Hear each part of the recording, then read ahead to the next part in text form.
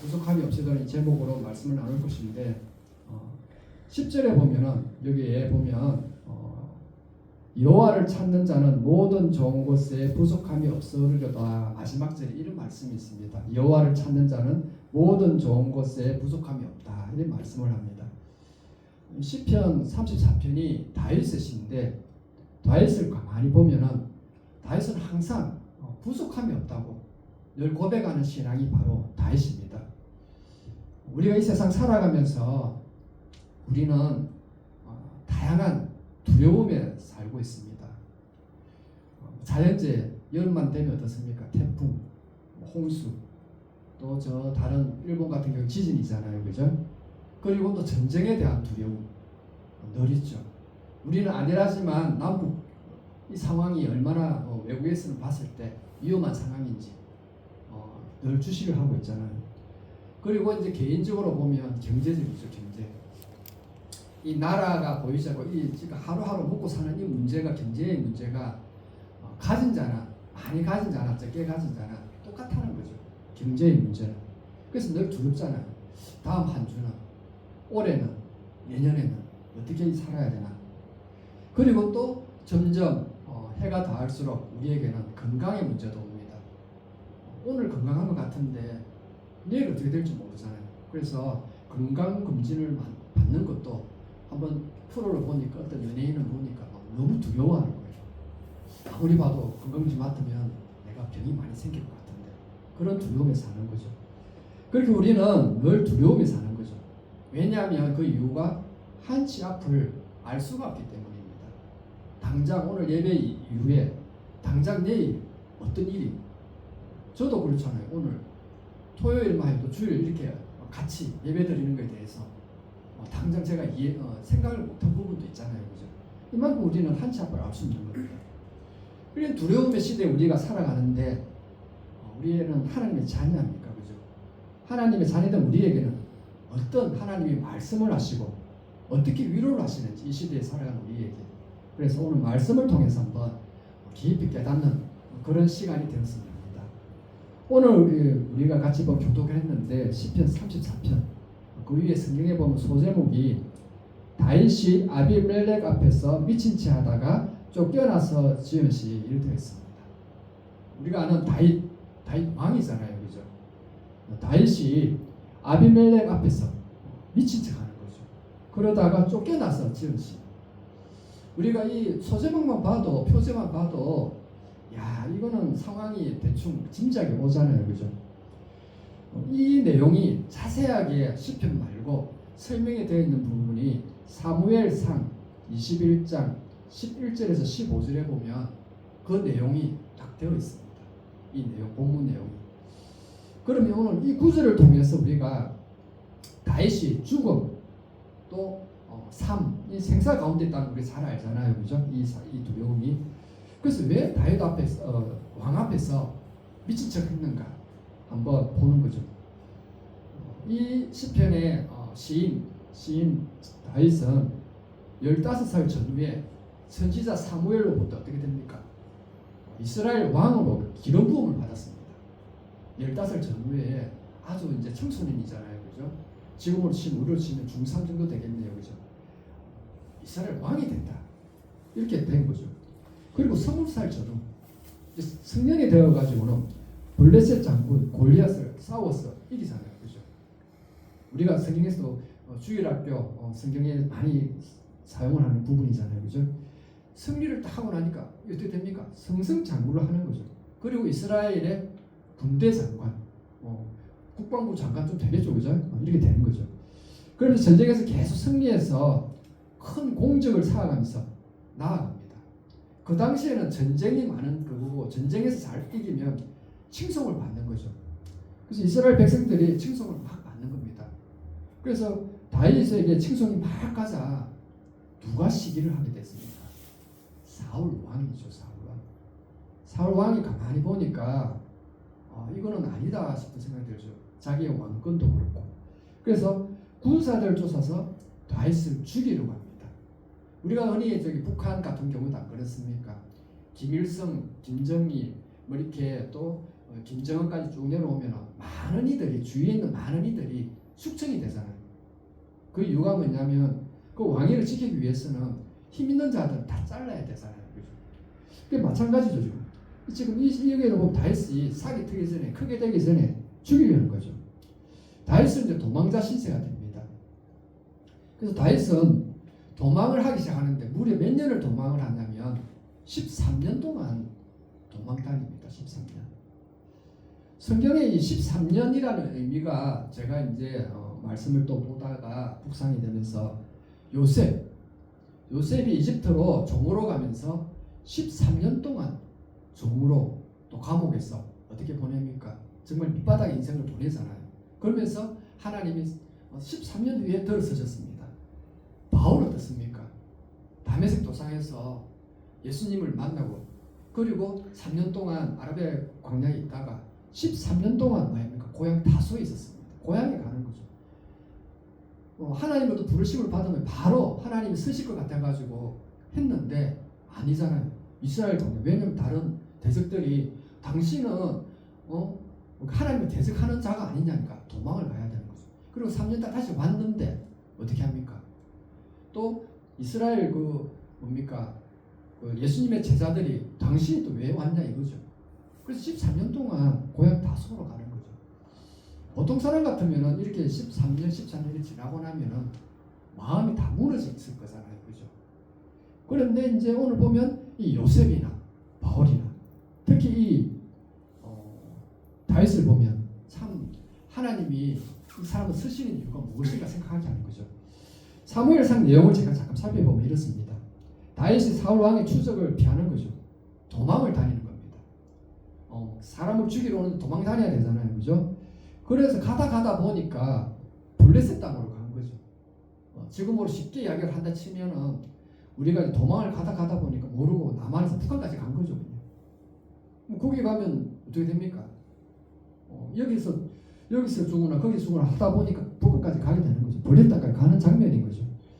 그런데 거기서 가니까 신하들이 아기스 왕의 신하들이 다윗을 알아보는 거죠.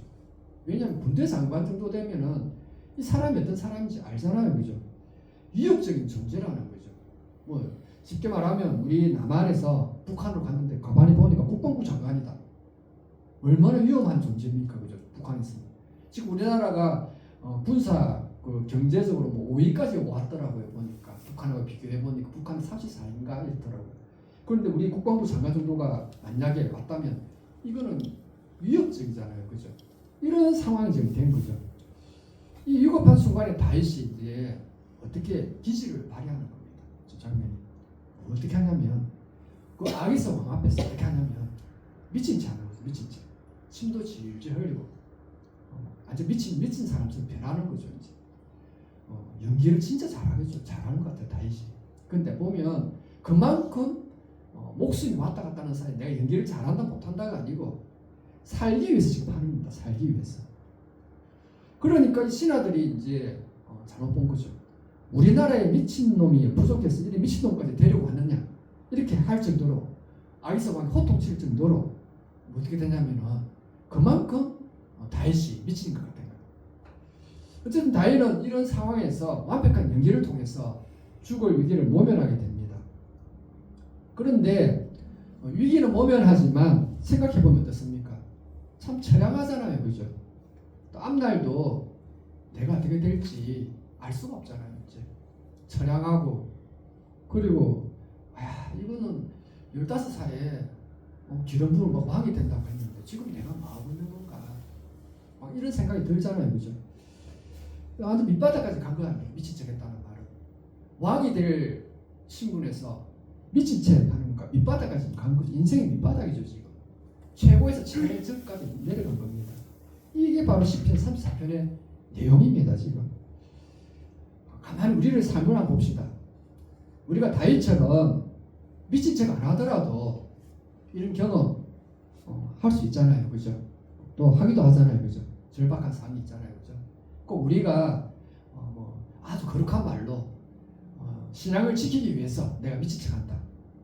아주 우리가 신앙 때문에 이건 아니래도 사실은 또 보면 하루하루 지나가면서 보면 생각해 보시면 아시겠지만 삶을 영위하기 위해서, 살아가기 위해서 때로는 자존심을 우기는 거죠.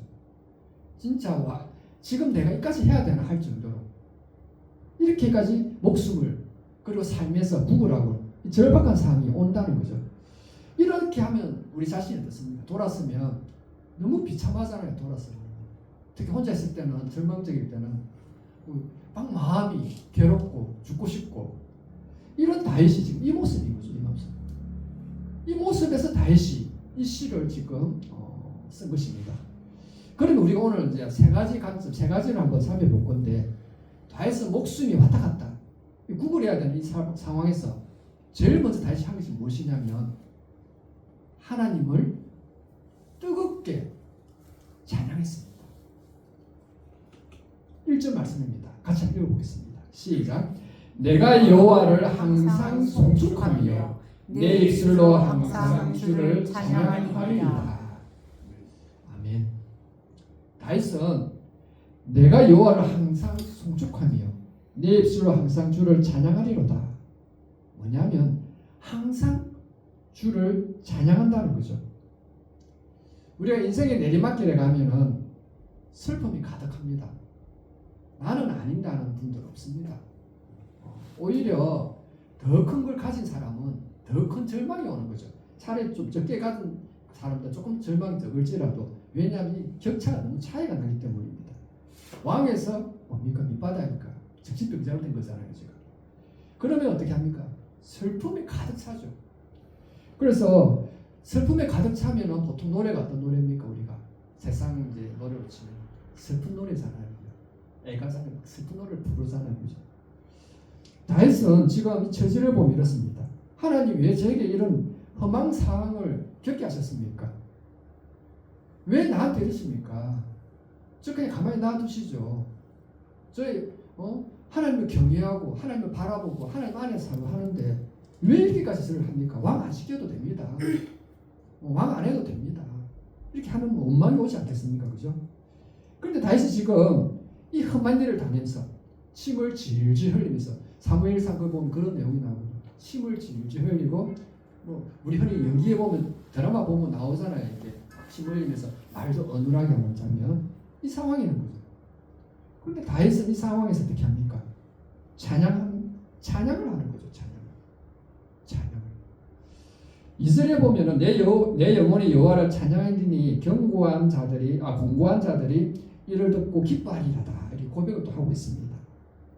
다윗은 어떠냐면 자기 자신이 공고할 때 찬양할 뿐 아니라 공고한 상황에 있는 사람들에게 하나님을 찬양하라고 지금 하나님을 높이라고 요청까지 하고 있는 장면입니다.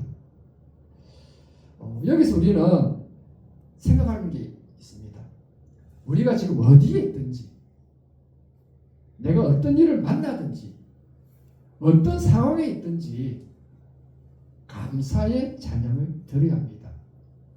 오늘도 제가 차에서 잠깐 말씀드렸지만 교회 오면서 가면서 제가 차를 타는 그 시간들이 예전에 어떤 시간들이 가시면서 제가 하는 게 극동방송을 틀어놓으면서 때로는 기도를 같이 하기도 하고, 또 때로는 찬양을 또 틀으면서 또 기도도 하고, 때로는 그 극동방송에 찬양이 나오고 찬송가가 나오면 같이 찬양하고, 계속 그러는 거죠. 이렇게 영혼을 움직이는 거죠. 그렇게 할 때는 어떻게 합니까? 하나님을 가까이 하게 되는 거죠. 나아가게 되는 거죠. 계속 상황을 보면 내가 지금 찬양할 때인가? 아니다. 이렇게 하는 게 아니고 계속 찬양을 하는 거죠. 그러면 절망, 고통이 어떻게 변합니까? 다 경험해 보시겠지만 기쁨, 평안이 변하는 거죠. 분명히 상황은 두렵고 떨리고 앞이 캄캄한 상황인데 찬양을 막 부르고 있으면 대체 이게 웬일이지? 마음이 왜 평안하지? 이런 경험을 하게 되잖아요. 그리고 왜 마음이 기쁘지? 찬양의 힘이 그리 크다는 거죠. 찬양의 힘이. 그래서 이 찬양을 부를 때 우리는 하나님이 우리와 함께 하시는 걸 더 느끼고, 또 찬양을 부를 때 우리가 더 하나님을 가까이 하는 걸 우리가 더 경험을 하게 되는 거죠. 그러면 우리도 오늘 다윗을 보면서 하나님을 찬양해야 합니다. 내 삶이 절망입니까? 기쁘십니까? 절망이. 너무 슬픕니까 지금? 절망도 오고 슬픔도 오고 거기다 몸이 지금 아픕니까? 우리가 절망 오고 슬픔 오고 몸이 아플 때 사람들을 만나서 위로를 얻으려고 하면은 위로를 얻을 수는 있는데 위로가 되기는 하는데 늘 경험하는 게 돌았으면 어떻습니까? 해결을 못 하잖아요. 그죠? 그리고 위로에서 거치고 그 다음 돌아서고 나면 때로는 어떨 때는 이심점심 아닌 경우 같은 동정선 같은 마음이 아닌 경우에는 괜히 말했다. 이 처지를 괜히 말했다. 돌아서고 나면은 마음이 아프잖아요. 정말 우리 선생님 말씀하신 이 영적인 가족 아니고는 같은 마음 아니고는 쉽게 자기의 상황을 토로하기가 힘든 그런 세상에 우리가 지금 살고 있는 거죠. 그럴 때 우리는 만남보다는 이때는 찬양을 해야겠다. 찬양이 안 됐다. 극동방송을 틀고 CBS 극동을 틀으면서 찬양을 해야 되는 거죠. 그 순간에 하나님이 함께 하시면서 우리에게 성령 충만함을 부어주시면서 우리에게 기쁨과 평안을 주시면서 우리를 붙잡고 이렇게 세우신다는 겁니다. 다윗은 그것을 알았기 때문에 이 절박한 상황에서 하나님을 찬양했다는 거죠. 그리고 이 시편 34편을 보면 두 번째 다윗은 무엇을 했냐면 하나님께 간절히 기도했습니다. 기도. 6절 말씀입니다. 한번 같이 또 읽겠습니다. 이 공고한 자들과 부르짖음에 여호와께서 들으시고 그의 모든 환난에서 구원하셨도다. 아멘. 6절에 보면 처음에 공고한 자 나왔죠. 공고한 자라는 말은 공고한 사람, 자가 사람 자자잖아요, 그죠? 극심한 고통, 이래서 비참한 상태에 있는 사람을 말합니다. 지금 아주 극심한 고통. 이 지금 보면 자기 자신의 모습이죠, 그죠? 공고한 자가 고통스럽고 비참하고 내가 왕까지 지금 하나님이 세우신 데 하셔놓고는 선지자로 사무엘을 통해서 지금 내가 정신병자까지 노력을 해야 되나? 얼마나 비참합니까, 그죠? 이런 비참한 상태 다윗은 오늘 지금 이 시편 34편에만 고백했습니까? 아니잖아요. 시편에 우리가 보면 다윗의 시가 참 많습니다. 다윗의 시가 거의 쭉 읽다 보면은 다윗이 지은 시가 참 많은데 다윗이 지은 시를 가만히 보면은 대부분이 보면은 고통 중에 지은 시가 참 많습니다. 절망 중에. 그런데 왜 다윗의 시가 우리에게 위로가 되고 힘이 되고 능력이 되냐면 결말은 보면은 항상 고통으로 끝나지 않아요. 우리 고통하는 사람들하고 이야기하다 보면 그 다음 결말은 뭡니까? 죽어야겠다잖아요. 자신 없다 죽어야겠다잖아요. 다윗은 안 그렇습니다. 항상 마지막에 보면 위로가 되는 거죠. 지금 다윗은 그렇습니다. 지금 이런 고통의 상황들이 쭉 오는 거죠.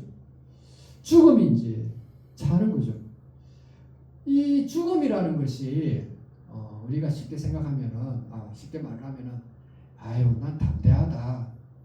나는 어릴 때는 아주 죽음을 몰라서는 그렇지만 연세가 드신 분들은 뭐 이제 얼마 산다고. 그런데 죽음 앞에서는 담대하실 분들이 사실 그렇게 많지는 않습니다. 제가 주위를 봐도 그렇습니다. 많지는 않습니다. 우리가 아시는 잘 아시는 분 있잖아요. 그죠? 신사참배하면 누굽니까? 기억나시는 목사님. 주기철 목사님. 주기철 목사님의 그 내용 제가 한번 쭉 봤거든요. 쭉 보니까 우리는 주기철 목사님이 마지막 순교하시기 전에 일본 순사들이 집으로 왔을 때 주기철 목사님 우리가 상상을 하잖아요. 그죠? 어떻게 하면 담대하겠다. 목소리를 딱 내려주고 나를 잡아가라. 이렇게 그런 거 같잖아요. 그죠? 그런데 그 사모님이 쓴 내용을 한번 보면 방에서 어떻게 하면 떨었답니다. 떨어가지고 오줌도 살 정도로. 그러니까 사모님이 어떻게 하냐면 목사님 성도님들이 보고 그래도 목사님 그렇게 하시는 모습을 보시면 되겠다. 막 뜨시는 거예요. 뜨시면서 이렇게 뜨시는 거죠. 제가 말씀드리는 거는 그 우리가 그리 아는 훌륭한 주기철 목사님은 아니겠다 하지만 죽음 앞에 다 그런 거죠. 그런데 다른 게 하나 있습니다. 뭐냐면 그 상황에서 주기철 목사님 하신 게 뭐냐면 두리고 떨린 상황에서 여보 나 기도해야 되겠어. 그리고 나서는 기도를 다 끝나자마자 언제 그랬냐는 거죠. 떨고 뭐 이렇게 수사를 앞에 나와서 담대히 데려가라. 그래서 우리가 아는 모습은 이 숨은 모습은 이제 잘 모르시는 분들이 있고 단지 이제 일본 순사가 왔을 때 잡혀갔을 때 단대에 가서 그 내용은 맞거든요 사실. 또 감옥에서도 맞고 그렇지만 죽음 앞선이 두렵다는 거죠. 그래서 다윗이 이 모습을 보면서 야 나는 아닌데가 아닌 거죠. 그 훌륭한 주기식 목사님들이 이렇다는 거죠. 이렇게 두려움이 올 때 그러면 우리는 어떻게 해야 되겠나 생각해 보자는 거죠. 아기 때는 엄마를 찾잖아요, 그죠? 다윗은 지금 누굴 찾았습니까? 하나님을 찾았습니다. 하나님밖에 누구도 의지할 자가 없었기 때문입니다. 하나님밖에 없잖아요, 사실. 저만 그렇습니까? 여러분 안 그렇습니까? 하나님밖에 없잖아요. 하나님만이 할 수 있고 하나님만이 해결할 수 있는 부분들이 있죠. 사람들이 해결할 수 없는 거예요. 어떤 부분이 있어서. 어떤 문제는 아무리 사랑하는 배우자가 있고 친구가 있고 가족이 있어도 어떻게 할 수가 없는 거죠. 하나님만 할 수 있는 거죠. 하나님. 그런데 다윗이 여기서 할 수 있는 건 기도라는 거죠. 다윗은 문제가 생기기만 하면 엎드려 기도했습니다. 그 기도가 간절한 거죠. 하나님이 안 도와주시면 저는 끝납니다. 참 하나님은 때로는 그렇더라고요. 우리가 믿는 하나님은. 그 간절한 기도를 원하시는 건지 우리에게 꼭 한 번씩은 벼랑 끝에 딱 세우시잖아요. 죽을래? 나를 붙들고 살래? 하나님 한 번씩 꼭 그러시는 거예요. 인생 우리 전환점 올 때, 환경의 전환점이 올 때, 이 그냥 거기서 그냥 죽을래란 말은 자살하는 뜻이 아니고 그냥 막 내팽개치고 떠날래? 아니면 나를 붙들고 살래? 항상 하나님 그러신 것 같아요. 그때 우리가 하나님을 간절히 붙잡을 때 어떻게 합니까? 하나님 우리를 예상치 못하게 도와주신 경험을 목격하고 경험하게 된다는 거죠. 다윗은 안 거죠. 이 신앙의 비밀을. 그래서 간절하게 하나님이 도우시는 걸 기도합니다. 사람을 찾지도 않고 누군가를 의지할 수 지금 상황은 그렇겠지만 더 그런 거죠. 그래서 다윗은 항상 그럽니다. 보면 문제를 만났을 때 또 자신이 하나님 앞에 범죄했을 때 범죄 있잖아요. 우리가 그죠? 그런 범죄를 했을 때도 하나님 앞에 회개하고 무릎 꿇고 통곡하며 기도를 합니다. 그때 하나님은 결코 하나님의 자녀를 무심히 돌아보시면서 너는 죄를 지었잖아. 너는 나는 내 믿음을 믿을 수가 없잖아. 너는 과거에 이랬잖아. 그렇지 않잖아요. 사람은 그렇게 할지라도 하나님은 상황에서 마치 탕자 두 자들 너무 기뻐가지고 그 기도를 들으시고 기도까지 들으시면 감사한데 사실은 우리가 답답할 때는 외로울 때는 대화 상대가 필요하잖아요. 그런데 더 감사한 거는 그 기도에 응답까지 해주신다는 거죠. 응답을 하시는 거죠. 해결해 주신다는 거죠. 해결해 주는 거. 6절에서 그렇답니까? 이 공고한 자가 부르짖음에 이 공고한 자가 누굽니까 지금? 다윗입니까? 여기 계신 분들 저 아닙니까 사실? 극심한 고통을 비참한 상태 꼭 이렇게 눈에 보여야 합니까? 때로는 혼자 있을 때 그 마음이 오잖아요. 이 괴로움, 이 눈물, 이 비참함 이거 어떻게 해야 되노? 이때 하나님께서 들으시고 모든 환난에서 구원하셨도다. 아멘인 거죠. 그렇게 되기를 원합니다. 그렇게 하십시오. 저도 그렇게 해주십시오. 이게 바로 우리의 모습인 거죠. 다윗은 그런 겁니다. 늘 기도를 하는 거죠. 그리고 그 기도만 끝난 것이 아니고 응답을 받았습니다. 그래서 우리의 모든 두려움에서 벗어나는 길은 하나입니다. 하나. 다른 것 없습니다. 여호와께 부르짖는 것, 하나님께 부르짖는 것입니다. 다른 거 찾을 필요가 없습니다. 사람을 보면 세상을 보면 나는 만족함이 없습니다. 그런 복음서 있었잖아요. 사람 봐도 없고 세상 봐도 없고 저 사람 저 누구 없습니다. 하나님 한 분이면 나는 만족한다 했잖아요. 그건 말씀 그대로 하나님 한 분에 만족하려면 부르짖어야 되는 거죠. 그럼 다윗에게만 그렇게 했습니까? 하나님은 지금도 우리 각자의 두려움, 근심, 걱정, 염려 이 두려워하는 모든 우리 성도들의 부르짖음을 세밀하게 다 들으십니다. 세밀하다는 의미는 우리가 구한 것은 하나지만 하나님이 생각하신 것은 5, 6, 10까지 넘는다는 거죠. 우리가 자녀를 키워보시면 아시잖아요. 그치? 자녀가 원하는 거는 하나께 원하지만 가만히 그 들어보면 우리는 그거 너무 생각을 다 하잖아요. 그죠? 부모도. 하나님은 그러신 거죠. 지금 부르짖을 때, 네가 이렇구나. 하나님은 이 상황에서 그 너무 모든 상황까지 하나님은 바둑으로 치면 몇 수까지 보신다. AI부터 듣고 하시잖아요. 다 보는 거예요. 수를 다 보시는 거죠. 그때 하나님은 들으시는 거죠. 그래서 우리는 이 명확한 이 성경 말씀을 믿고 믿음으로 나아간다면 우리는 두려워서 떨고 낙심하고 주저앉기보다는 하나님께 나와서 부르짖어야 합니다. 부르짖을 때 하나님이 우리의 기도를 응답하십니다. 부르짖어야지. 말을 해야지. 자녀가 내 근심만 있고 걱정만 있는데 말 한마디 안 하고 가만히 있으면은 그런 거 있잖아요. 뭐 때문에 그러니 그래도 말 안 하고 가만히 있으면 상상할 수도 있어요. 물론 하나님 다 아시지만 상상하세요. 이거 근데 자녀가 너무 힘들어가지고 한마디 딱 하면은 그랬나? 내가 이렇게 해줄게. 하나님은 똑같다는 거죠. 하나님 지금 저희가 너무 힘듭니다. 이거 좀 해달라고 이렇게 하면 그러냐? 해주면 바로 은혜를 베풀어 주시는 거죠. 환난에서 건져주십니다. 그래서 우리는 인생의 환난이 닥쳐올 때 하나님 공고한 자의 부르짖음을 들으신다는 것을 꼭 기억하셔야 합니다. 꼭 기도하면 하나님이 내 기도 소리를, 내 기도를 안 들으시겠지. 때로는 기도에도 하나님 멀리 계신 것 같고 귀를 막고 계신 것 같다는 느낌이 때 있잖아요. 아니지, 그건 우리 생각이죠, 생각. 하나님은 모든 우리 숨소리까지 우리의 생각 하나하나까지 다 듣고 계시기 때문에 우리는 하나님께 기도를 해야 되는 거죠. 그리고 마지막으로 한번 보겠습니다. 다윗은 목숨을 구분해야 될 이 절박한 상황에서 다윗의 모습이 뭐냐면 하나님을 깊이 경외했습니다. 9절 말씀입니다. 한번 더 같이 읽어보겠습니다. 시작. 너희 성도들아 여호와를 경외하라. 그를 경외하는 자에게는 부족함이 없도다. 아멘. 경외라는 말은 무슨 말이냐면 하나님을 두려워하는 거죠. 두려워한다는 뜻, 이 의미가 또 아까 두려워하지 말라. 이 두려운 그 말은 하나님을 우리가 보면은 우리의 어르신들을 보면 이렇게 뭐 선생님이나 또 요즘은 좀 아니지만 요즘 이 표현도 그런데 갑자기 말을 하니까 좀 이렇게 자기가 배워야 될 스승이나 이런 분 보면은 두려워하잖아요. 그죠? 이때 표현이죠. 경외하잖아요. 앞에서는 스승이 그림자도 안 밟는다 그러더라고요.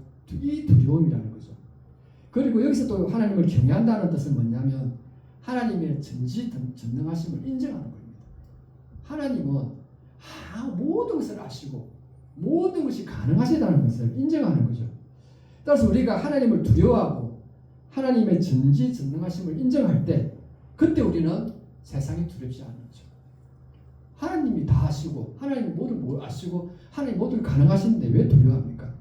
그리고 하나님이 모든 그 두려운 것을 이기는 힘을 하나님이 우리가 얻게 된다는 거죠. 그래서 우리가 하나님을 두려워하면서 하나님의 전지전능하심을 인정하게 될 때는 우리가 뭐 하게 됩니까? 기도하게 됩니다. 기도 안 할 수가 없죠. 우리가 구할 때 구하고 싶을 때 절박할 때 누구 찾아가듯이 그때는 하나님을 안 찾아갈 수가 없는 거죠. 그리고 하나님은 그런 자신을 경외하는 자에게 부르짖는 자에게 함께 하시는 거죠. 기도를 하는데 예를 들면 하나님의 그걸 경외할 수도 없이 원망 뭡니까 하나님을 무시하면서 하나님을 그냥 하나님 같이 안 보면서 그러면서 기도하면 하나님은 그 기도에 들으시겠습니까? 교만한 자의 기도를 들으시겠습니까? 하나님 앞에 겸손히 나와서 주여 저를 불쌍히 여겨주옵소서. 성경에 보면 구약 신약 다 보면 구약에 하는 신약의 예수님이 불쌍히 여기사 긍휼이잖아요, 그죠? 저는 제가 그 단어가 컴패션이더라고요. 컴패션. 이제 컴은 함께, 패션은 열정이라는 뜻인데 무슨 말이냐면 하나님이 함께 곧 불쌍히 여긴다는 거예요. 우리를 함께 하신다는 거예요. 그런 뜻으로 나와 있더라고요. 제가 이 불쌍히 여기사 단어를 참 좋아하기 때문에 긍휼이라는 단어를 좋아해서 이제 찾아보니까 그 깊은 뜻은 원뜻은 함께 열정, 함께 하신다는 그런 의미가 있더라고요. 그만큼 하나님은 우리를 함께 하시면서 같이 하시는 거죠. 그런데 그렇게 하려고 하면 우리가 어떻게 되냐면 경외해야 되는 거죠. 10절에 보면 젊은 사자 얘기가 나옵니다. 마지막 절이죠. 아까 보면은 젊은 사자는 부르짖는 자는 부족함이 없다 했는데 젊은 사자는 안 그렇다는 거죠. 지금 환경적으로 젊은 사자라면은 그 뭡니까 광야 저기 숲속에서 자기를 해할 자가 누가 있습니까? 그죠? 그런데 젊은 사자도 환경이나 먹이가 없거나 주위에 먹이가 뭐 없으면 천재 먹이가 없잖아요. 그러면 죽어야 되잖아요. 그죠? 몸이 아프면 죽어야 되잖아요. 그죠? 다쳤을 때 어떻게 합니까? 궁핍하잖아요. 근데 하나님을 찾는 성도는 항상 부족함이 없음을 하나님이 우리에게 말씀을 하시고 그것을 다윗이 믿음으로 고백을 하고 있습니다. 이제 제가 말씀을 한번 맺도록 하겠습니다. 오늘 다윗이 고백한 하나님은 능력의 하나님입니다. 능력의 하나님. 그리고 축복의 하나님입니다. 축복의 하나님. 능력도 가지고 계시고 그 능력만 가지고 계시는 그게 아니고 우리에게 복을 주시고 싶어서 지금 복덩어리를 들고 계시는 하나님이신 거죠. 지금 무엇을 줄까 지금 그 하나님이시죠. 그리고 그 하나님이 고백한 하나님이 우리의 하나님이기도 하지만 더 개인적으로 보면 나의 하나님입니다. 나의 하나님. 만약 우리에게 주어진 삶에서 우리 힘을 의지하고 살다 보면 절망, 고통 끊임없이 다가옵니다. 삶을 살아가면 그때 우리가 모든 것을 하나님께 맡기고 살면 어떻게 합니까? 절망과 고통이 극복이 되는 거죠. 그래서 우리는 그 이후에는 승리의 삶을 살아갈 수가 있습니다. 그러면 우리는 하루하루 살아가면서 하나님께 맡기고 이렇게 살면은 오늘 제목처럼 부족함이 없어지려다. 부족이 없다는 거죠. 부족이 없습니다.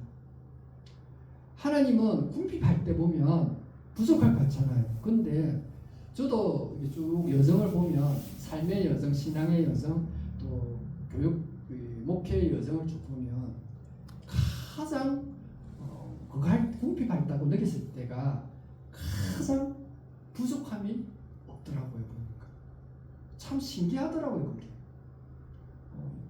예전에 뭡니까 이게 좀 이렇게 목회 길 가기 전에 부부끼리 진짜 이렇게 돈을 많이 벌었을 때 그때는 늘 부족했는데 오히려 그런 시간들보다 믿고 궁핍하면서 하나님을 의지하고 기도하고 나갈 때 오히려 돌아보면 부족함이 없다는 거죠. 그래서 저는 이 고백이 그냥 우리에게 용기를 주려고 그냥 지어낸 시가 아니고 다시 뼈저리 느꼈고 그것을 우리에게 좀 알라고 하는 말씀인 것을 우리가 알아야 하는 거죠. 그래서 우리는 오늘 말씀에서 딱 세 가지를 깨달아야 됩니다. 예배자리 나가시면서 한 주간을 사실 때 다 설교 내용 다 까먹어도 되더라고. 오늘 세 가지 내용을 알아야 돼요. 가셔야 됩니다. 모든 두려운 상황이 올 때 목숨을 구걸이라는 말은 최악이잖아요. 지금 그때 뭘 해야 되냐면 찬양해야 합니다. 그리고 기도해야 됩니다. 찬양과 기도할 때 그때 우리의 모습은 하나님을 경외해야 되는 거죠. 이 세 가지를 잊지 맙시다. 한 주간을 살면서 우리는 하나님을 찬양하고 기도하고 늘 하나님을 경외하고 그래서 나중에 지금의 상황이 감사 제목이 되어가지고 내게 부족함이 없으리라는 신앙 고백을 하는 우리 모두가 다 되시길 간절히 축원합니다.